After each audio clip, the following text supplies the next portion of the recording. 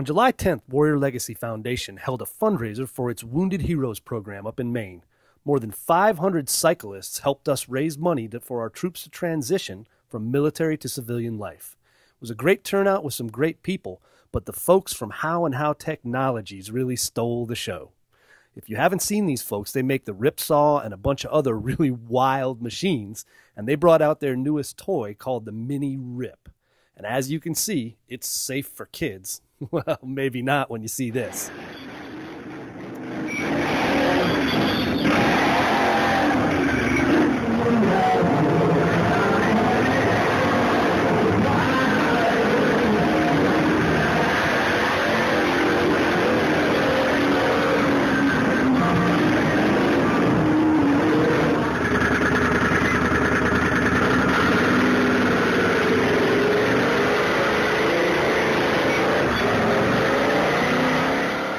When I mentioned that all it needed was a roll cage, some armor, and a Mark 19 grenade launcher, they just smiled and laughed.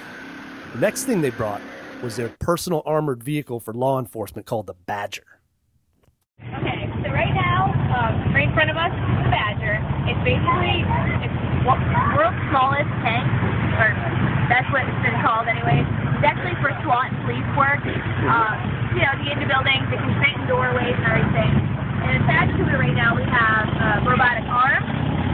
The robotic arm can actually be attached to different setups. It has a claw on it. It actually has a firefighting rig that can be attached to it too, so you can get into the building and do whatever you kind of need to do with it. And the armor looks, what, about a half an inch thick?